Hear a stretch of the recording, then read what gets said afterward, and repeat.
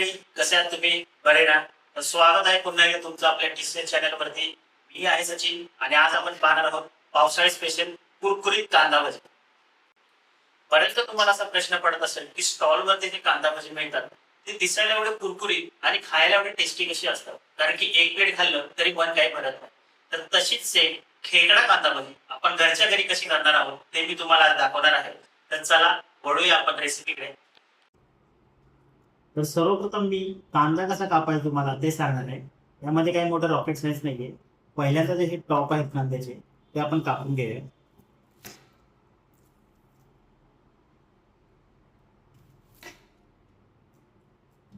आता जो हा कांदा आहे याला आपण दोन भागमध्ये कापून घेऊया.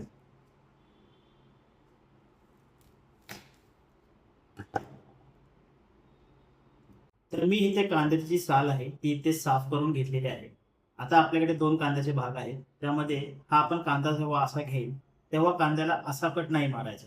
इथे जे लाईन्स दिसतात ना कांद्याचे, त्यानुसार आपल्याला इथे फाईन असे कांद्याचे कट्स मारायचे. मी तुम्हाला दाखवतो.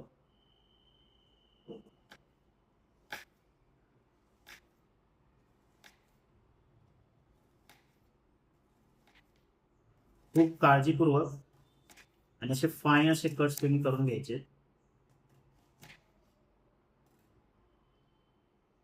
आता मेन यूएसपी हीच आहे की तुम्ही असे फाईन जेव्हा कट्स करून घ्यायचा कांद्याचे, तेव्हा जास्त चांगल्या प्रकारे आपला कांदा आहे तो तेलामध्ये शिजतो आणि भजी अशी कुरकुरीत होतात. जर तुम्ही खूप मोठे असे काप ठेवले तर त्याला वेळ लागेल बॉईल होण्यासाठी. तर तुम्ही पाहू शकता इथे 3 ते 4 कांदे मी असे फाईन कापलेले आहेत, जसे मी बोललो होतो त्या प्रकारे. आता फक्त एक काम करायचं आहे आपल्याला, की हे जे कांदे आपण कापलेले आहेत त्यांना असे सुट्टे करून घ्यायचे आहेत आणि सुट्टे झालेले कांदे आपण एका बाउलमध्ये टाकून घेऊया.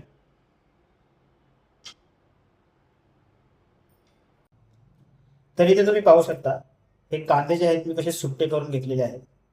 हे बघा.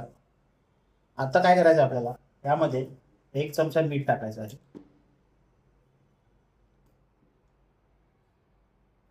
आणि याला छान असं मिक्स करून घ्यायचं आहे. आता हे का करायचं आहे आपल्याला, कारण की मिठामुळे कांद्याला थोडं पाणी सुटेल आणि हेच पाणी आपल्याला पुन्हा बॅटरमध्ये यूज करायला उपयोगी पडणार आहे.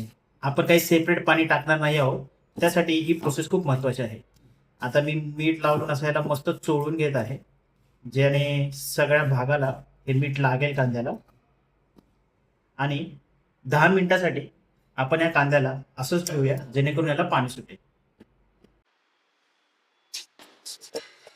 तर या स्टेजला मित्रांनो पाहू शकता 10 मिनिटे झालेले आहेत आणि त्या 10 मिनिटामध्ये त्या कांद्याला कसं पाणी सुटलेलं आहे ते बघा. तुम्ही बघू शकता हे मीठ लावल्यामुळे ह्याला असं पाणी सुटलेलं आहे. आता ह्या स्टेजला आपण मीठ तर ऑलरेडी टाकलेलं आहे, इथे आपण थोडीशी लाल तिखट ऍड करूया.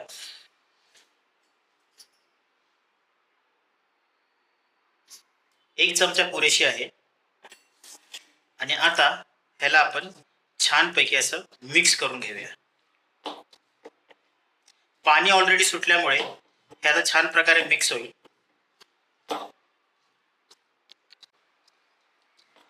तर आता लाल तिखट इथे आपण मिक्स करून झालेले आहे. खूप छान प्रकारे तुम्ही पाहू शकता कलर आलेला आहे आपल्या कांद्याला. तर आता या स्टेजला मी बेसन ऍड करणार आहे. बेसन हे स्टेप वाईज टाका, सगळे एकत्र टाकू नका. मी 1 चमचा घेतलेला आहे सुरुवातीला. सध्या फक्त 2 चमचे ऍड करून पुन्हा मी या मिश्रणाला मिक्स करत आहे, जेणेकरून मला अंदाज येईल की कांद्याला पाणी किती सुटलेलं आहे आणि बेसन आपल्याला किती ऍड करायचं आहे. मला अजून गरज वाटते तर मी अजून 1 चमचा यामध्ये ऍड करतो. तर तुम्ही पाहू शकता बेसन अजून आपण टाकू शकतो, पाणी अजून आहे यामध्ये. तसं मी दरवेळी 4 चमचे टाकतो 3 ते 4 कांद्यांसाठी, पण तुम्हाला दाखवण्यासाठी की इथे स्टेप बाय स्टेपच तुम्ही बेसन ऍड करा, कारण की एकदा का जास्त बेसन टाकलं की ते खूप असं कडक असं मिश्रण बनून जातं. तर आता मला असं वाटतंय की एकदम प्रॉपर असं मिश्रण तयार झालेलं आहे. आता तुम्ही पाहू शकता बॅटर असं एकदम घट्ट असं झालेलं आहे. मला इथे आता 6 चमचे लागले, कारण की कांदे खूप मोठे होते आणि मी 4 कांदे मोठे कापलेले होते. या स्टेजला जेव्हा तुम्हाला असं वाटेल की मिश्रण ऍड करताना खूप असं हार्ड वाटत आहे किंवा असं घट्ट वाटत आहे तुम्हाला, तेव्हा समजून जावा तुमचं बॅटर हे तयार झालेलं आहे. तर तुम्ही पाहू शकता तेल मी इथे गरम करायला ठेवलेलं आहे आणि तेल हे छानपैकी असं गरम झालेलं आहे. मी आता इथे भजी सोडून बघतो. भजी घेताना मित्रांनो कोणताही आकार वगैरे त्याला घ्यायची गरज नाही. डायरेक्ट तुम्ही कशीही घ्या आणि ह्याला डायरेक्ट ह्यामध्ये सोडून द्या.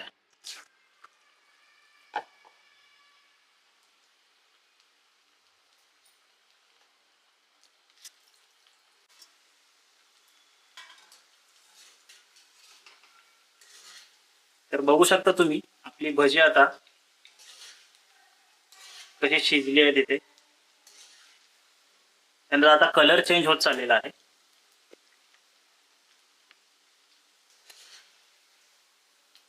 थोडासा ब्राऊन आणि लाल असा कलर झाल्यावरती आपण त्यांना बाहेर काढू. हे बघा या भजीचा असा कलर लाल झालेला आहे. इथे मी जी फ्लेम आहे ती मीडियमच ठेवलेली आहे.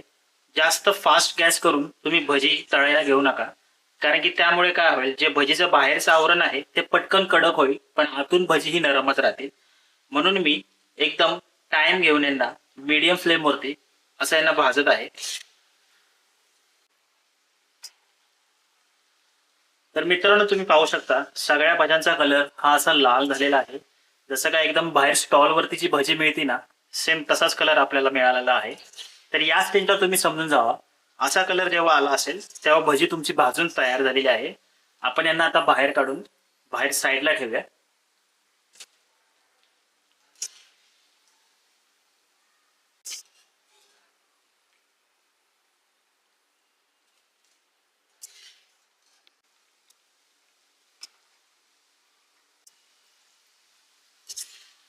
तर अशा प्रकारे मित्रांनो मी आता उरलेल्या ज्या भज्या आहेत त्या आपण तळायला टाकलेल्या आहेत. तुम्ही शेप देऊन ही भजी टाकण्याचा प्रयत्न करू नका. तुम्हाला जसं हातामध्ये हे भजीचं बॅटर आहे तसं ह्यामध्ये सोडा. तेव्हा तुम्ही ह्याचा जो स्ट्रक्चर आहे तुम्ही पाहू शकता, ज्याला आपण म्हणतो खेकडा भजी, तो तुम्हाला मिळेल. जर तुम्ही एकदम असं शेप देऊन याला टाकायचा प्रयत्न कराल ना तर ते गोल भजी बनते आणि त्याचं वरचं आवरण फक्त ते तेलामध्ये कडक होईल आणि आतून भजी आहे ते एकदम तशी सॉगी आणि भाजून न निघलेली निघेल. त्यामुळे तुम्ही इथे पाहू शकता अशा प्रकारे त्या भज्यांचे स्ट्रक्चर ठेवा, तेव्हाच आपण याला खेकडा भजी बनवू शकतो. तर मित्रांनो भजी करताना ना मला एक गोष्ट आठवली की सिंहगड वरती जेव्हा मी एकदा भजी घालली होती तेव्हा त्यांनी एक लाल चटणी दिली होती. तेव्हा मला आठवत आहे की त्यामध्ये जास्त काही असं नव्हतं. हे कांदे आहेत जे आपण बघू शकता बारीक असे चिरलेले आहेत. तर त्यामध्ये 1 चमचा किंवा तुमच्या आवडीनुसार 1.5 चमचा लाल तिखट ऍड करा, थोडस मीठ चवीनुसार, आणि जे आपण भजी करताना जे तेल वापरलेलं आहे त्याच तेलाचा वापर इथे आपण करणार आहोत.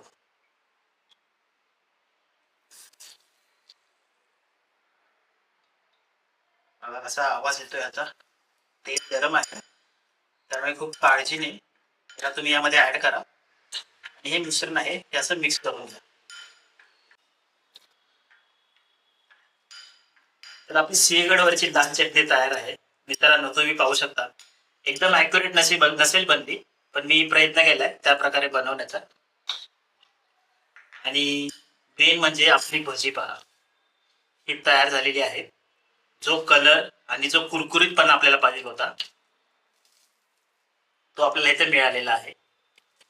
तर चला आपण ही भजी सर्व करूया.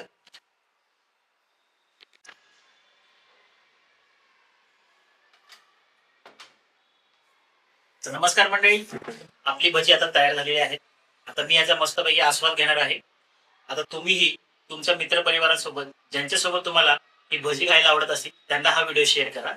आता काही जणांना हा कांदा भजीचा जो प्रोग्राम आहे तो चहा सोबत आवडतो, पण मला खास सरबत यासोबत छान वाटतो, कारण की कधीही तिखट लागलं तर मध्ये एक ज्यूस पिऊ ती तिखटपणा आहे तो घालवता येईल. तर अशाच आपल्या सोप्या पद्धतीच्या रेसिपी पाहण्यासाठी डिसेस चॅनलला नक्की फॉलो करा. Bye bye.